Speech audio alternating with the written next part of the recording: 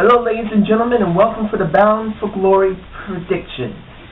Now, I looked at the site and I have all the matches that are supposed to be scheduled. We don't know if there's going to be anything added, so I might give an idea what might happen next to that. I'm going to go in the order I believe that the card is going to be. So the first match will be the X Division Championship with RVD versus Zima Ion. I'm actually quite surprised. I managed to actually see the show, Go Home show for Impact last night. I finally got a chance to see it.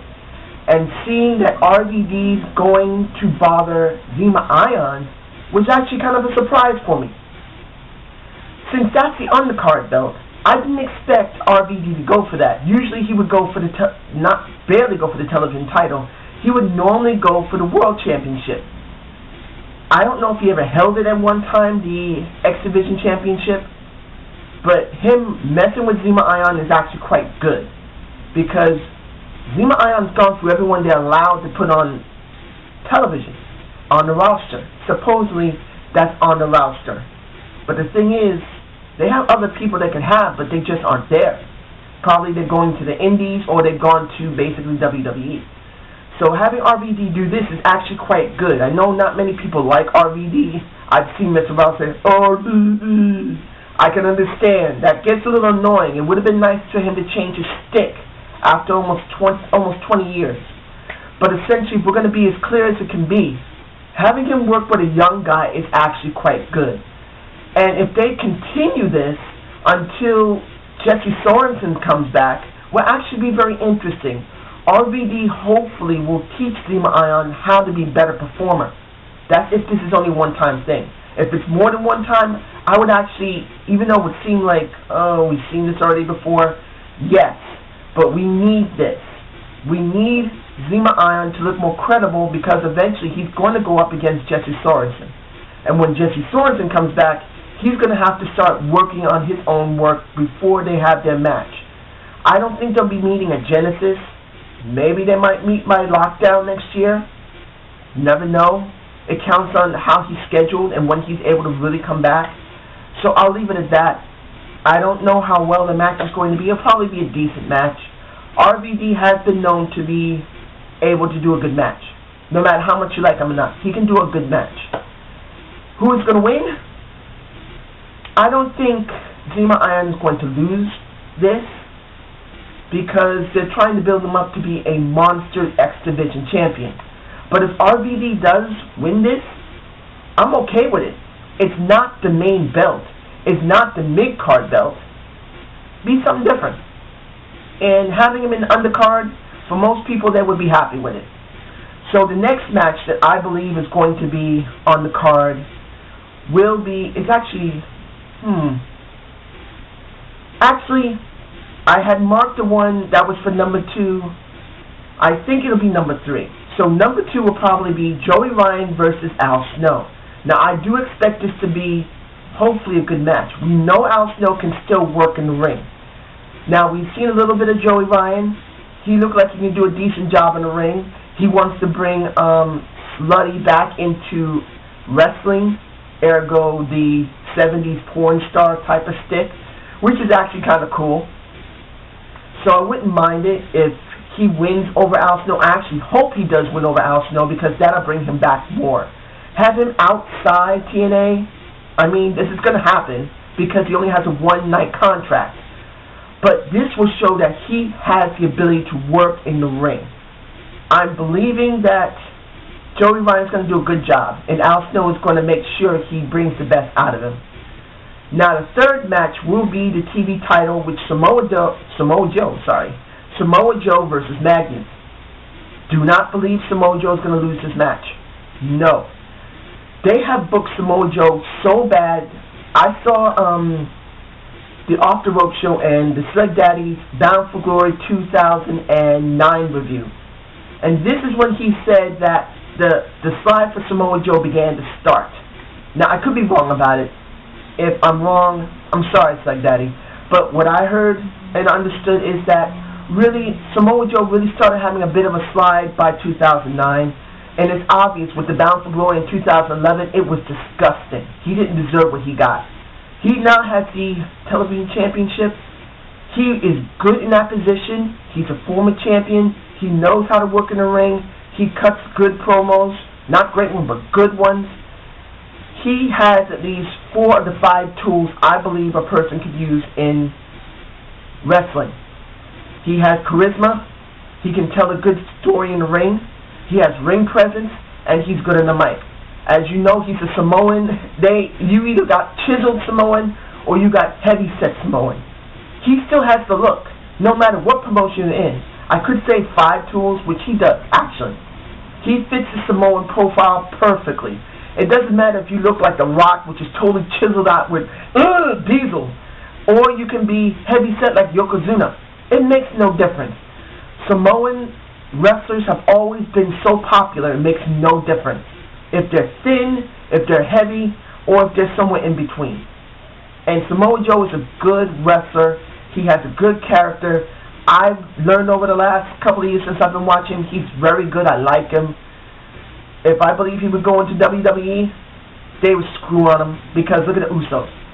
So I believe that Samoa Joe will not lose this, but Magnus is going to have a good showing.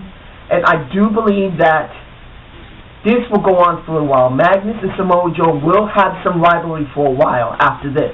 This is just the beginning of it. Now, the 4th match on the card will be the Knockouts Championship between Tara and Miss Tessmacher. Now, since Tara has gone basically total heel, Miss Tessmacher has gone full face. And I did say this in the last matchup, when they first matchup, when they went up against each other. I did say one of them was going to become heel and one of them was going to be face. I thought it might have been Miss Tessmacher, the way she was acting, but it was Tara, which is fine. I have no problem with it. Do I believe Tara's going to win this? I really don't know. If Tara wins this, normally how TNA books their wrestlers that are faces that are for championship, they don't always give them a rematch. Look at Velvet Sky. When it came to Gail Kim, she never got a rematch. So I really don't know who might win. If I had to take a guess who I want to win, right now it would be Miss Tessmacher, because we need to keep someone who's fresh in the knockout title scene there. I mean, Tara wouldn't be a bad choice either. But since they're not bringing back since how many months? About 3 or 4 months already? We've barely seen a Velvet Sky. Or we haven't seen her. We haven't seen Angelina Love. We haven't seen her. We haven't seen a Winter. We have seen ODB. That's because she's connected to Eric Young. We haven't seen a Winter. We haven't barely or not seen Mickie Jane at all. I mean, all the main wrestlers that you would consider to be going for this title picture, you haven't seen. The only ones we've seen is Miss Tessmacher, it is Gail Kim, it is Tara, a couple of times ODB. We did have Madison Rayne at one point. Who cares that much about Madison Rayne, but she's still there. But she's not seen either. You have barely any women wrestlers seen at all. So if you're going to keep this interesting enough so people won't tune out when it comes to the knockouts, and I agree with the Slug Daddy, I've seen some of the videos from some of the other Victory Roads, Bound for Glory, where they had their women there, and it was a lot stronger the last 3 years ago. 3 years ago, the knockout division was very strong. Now, it's almost garbage. It's just 2 steps up from the WWE. Actually, I take that back. 5 steps up from the WWE. They're not doing anything with their women. So even though this is still very limited, because you got like 4 women, roughly, not counting Terrence Terrell, who's in the ring, doesn't matter. You got a lot more here than you would have in WWE. So I'd rather see that Miss Tessmacher retains, so it would give something more for more heels to come in. If Tara wins, it's still okay. I wouldn't mind Tara winning either. Now, I believe next will be the tag team triple threat, which will be AJ Styles and you got Kurt Angle, Hernandez and Chavo, and Kazarian and Daniels. Who do I think is going to win? ooh, it's more than obvious that there's going to be a problem with, there's more obvious now from the last Impact, the Go Home show, that basically Angle and Styles are having a problem. And there's a good possibility they're going to have a feud, that one of them is going to piss off the other, or one is going to screw the other one. In a sense, after this Bound for Glory, I really believe it's going to be Styles and Angle facing one another for a little while. They really don't have anybody to deal with. And I wouldn't mind having a AJ Styles and a Kurt Angle facing each other instead of AJ Styles and Christopher Daniels and Kazarian in tow. We've seen this so many times. Let AJ Styles have a feud with Kurt Angle. They're both great wrestlers. AJ Styles, who I understand now, I've understood for a while how much he is the face of TNA. It makes no difference where he is in the card. It is important that you still keep the face of TNA, just like it would be with John Cena. You got AJ Styles. He really is the face of that company. And having Kurt Angle by him will make it more interesting. Anyway, think about what happened last year. Kurt Angle with the one who will not be named, not to piss off the Slug Daddy. I don't blame you. I saw the matches. They sucked. I'd rather see AJ Styles with Kurt Angle. Now, who I believe is going to win? If it's not a retaining with Christopher Daniels and Kazarian, it's going to be Hernandez and Chavo. The way they're structuring this, it gives me a feeling that Chavo and Hernandez are going to, if they're not going to win it now, they're eventually going to win in the next couple of months. It's obvious. They've been grooming them slowly, trying to make them really look good, and the win that Hernandez had over AJ Styles, Hernandez has a win over AJ Styles. He muscled the hell out of him. I believe they're going to win. If it's not Kazarian, and I don't, honestly, should I really believe this? Yes. If I had to take a really clear, objective view of this, I say that it's going to be Hernandez and Chavo that's going to win. But it's still a flip between them and Kazarian Daniels. I do not believe that Styles and Angle are going to win at all. I don't. If they do win, it's going to be brief, because they look like they're about to explode and have a feud. So I'm going to leave it at that. The next one is going to be the street fight between Robert Roode, James Storm, and having King Mo as the guest enforcer. How do I believe this is going to be interesting? We already know these two can go at it very well. They had a very good story for the last year, and this is the culmination of how it's going to end. I believe King Mo is going to, I think, if I'm going to be clear about this, I think Robert Roode or James Storm will eventually have a confrontation with King Mo after Bound for Glory. Because I have a feeling that if this is not done clean, I believe that James Storm is going to win this. It would make sense. A culmination of his entire year, how he got screwed by Robert Roode, it would be clear for him to win this. But if it's a win that is clean, that's the question. I'm hoping for a clean win. But if I have to be clear about this, I believe that in some way or fashion, King Mo is going to interject himself into this match and is going to cause one of them to lose. And then from there, King Mo is going to be shot into a feud with one of these two. Because it will make sense. What's going to happen after Bound for Glory? They're going to rehash this for a while longer. People will begin to get tired of it. Now, there's still a good chance this could happen. But I have a feeling that with King Mo, if they really want to make him prominent, they have to put him with one of the two who have been basically the hottest. No matter how you feel about how Robert Roode has been, if you think he's been a really weak-ass heel or not, or James Storm, where you believe he wasn't pushed hard enough, one of the two, or both, have shown great heel heat and face pops. So King Mo would be perfect to work with one of these two. Like I said, if I'm right, I still believe James Storm is going to win this.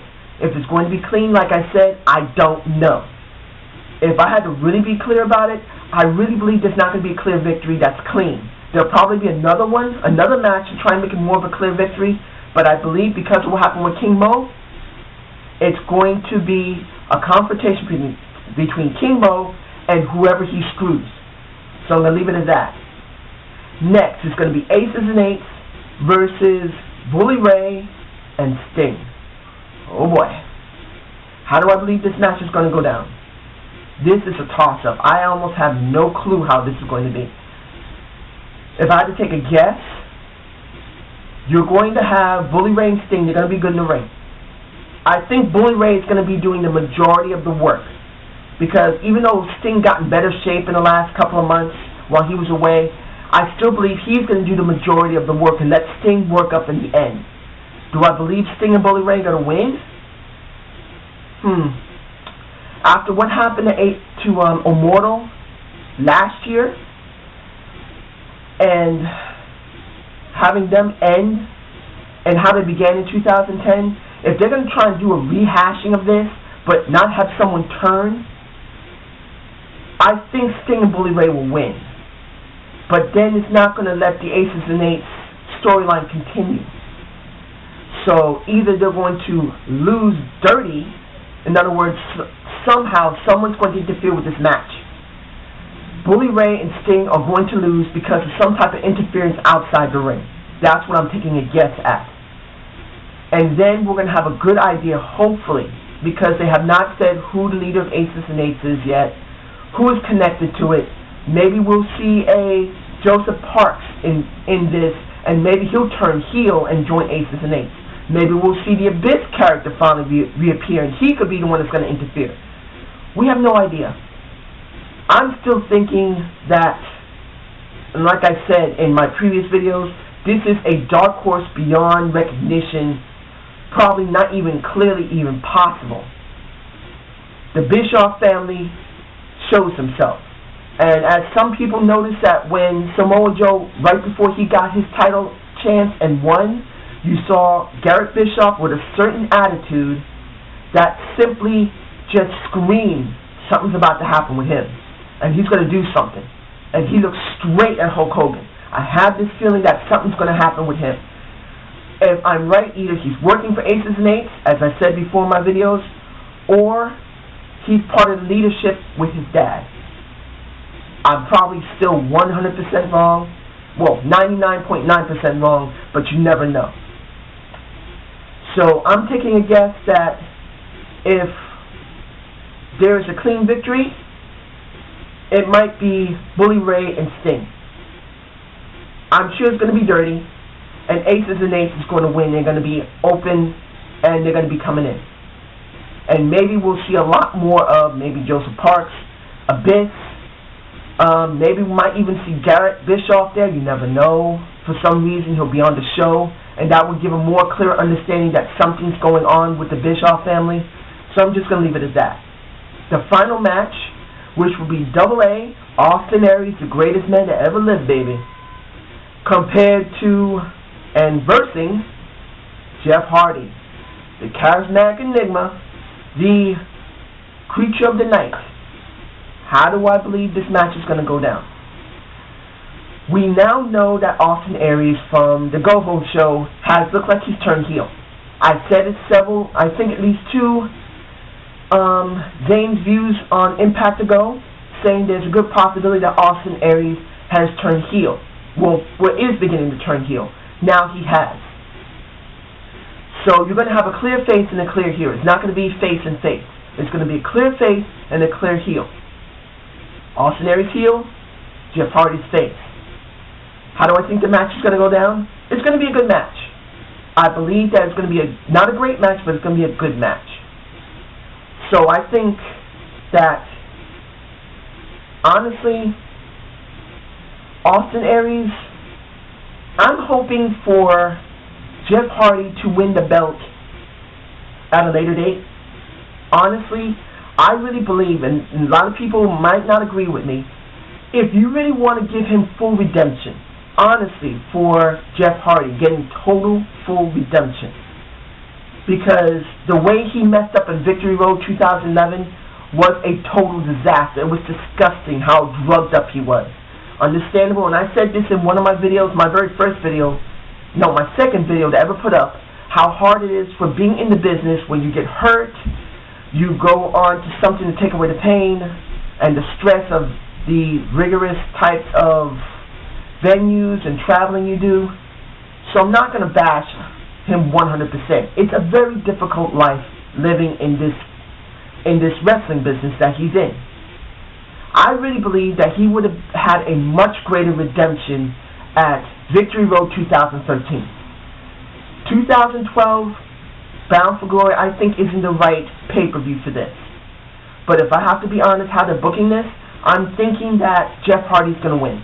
The way they've been booking him progressively has been actually quite good. He's been slowly progressing up the card, getting back into the title picture, looking very good. When it came to No Surrender, he looked great in No Surrender when he went up against Bully Ray. Honestly, I really believe he's going to win this. And Austin Aries will probably fight with him after this for the title from now on. So that's what I think they're booking. What I would like, as I said, let Jeff Hardy lose this. You could still keep Austin Aries as a heel, or maybe you can progress him back as an in-betweener, a heel and a face.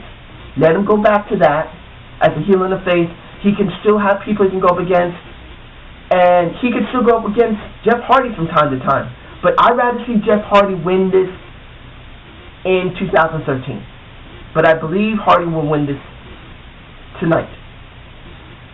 So which one do I believe is going to be the best match of the night? If it's not Aces and 8 against Bully Ray and Sting, I believe it's going to be the street fight with Rude and Storm. It's kind of hard to say which one is going to be better, because you're going to have Rude and Storm, Aces and 8, and Jeff Hardy and Austin Aries. One of those three, I believe, is going to be the best match of the night. The others may be good or decent, but one of those three is going to be the best. My guess is it's going to be the street fight. And if it isn't, I'm going to be so disappointed, because they built this thing up for a year now, since the time James Storm got cracked in the head by Robert Roode with the beer bottle. That started it all. If it comes out crappy, no one's even going to want to think about this anymore. So the one I think that needs this the most is Rude and Storm. Second will be Aces and 8. They have to let Aces and 8 win this as well. Because if Sting and Bully Ray win this, it's going to be a very weird curveball for the storyline. Because how are you going to have them still come in? Then they just break their word. So I'm sure Aces and 8 will probably win this. And like I said, between AA and Hardy, I believe Hardy will win this. I would rather see Hardy win this at Victory Row. I'd rather see him win Victory Row 2013, where he made the serious mistake of going into the ring basically wasted on drugs. I'd rather see him win then. That is the true, I believe, redemption for him. This is what I believe. So I hope you enjoyed the Zane's View. Oh wait, my mistake. There's one last thing to talk about. The hour before Bound for Glory, Sting is going to be inducted into the Hall of Fame. I'm actually finding this very interesting. I'm actually happy for Sting. Since TNA does not have had the same thing as WWE, having it now, it will be great. Now the question for me is, who is going to be the next person inducted? There's not that many people that can induct, because a lot of the people that have been in there are either gone off back to WWE, gone to the independents, or might have died. Ergo, Macho Man Randy Savage. If the WWE by next year does not induct Macho Man Randy Savage, which they should have did it in 2012, which was a travesty, I'm hoping that TNA inducts them in their Hall of Fame first. Let them do it if the WWE did not do it this year, and does not do it next year. Let them do it, and let it be the biggest smack in the WWE's face that, oh, another promotion actually did it first. Oh, we really fucked up. They deserve it if TNA does it first. I honestly say they deserve it, because Macho Man should have already been inducted. So the first person will be Sting. The next person's a question mark, but I'm going to be very interested in watching it. So now this time, I hope you enjoyed the Zane's View. Subscribe and comment, and can't wait to see Bound for Glory. See you there, ladies and gentlemen.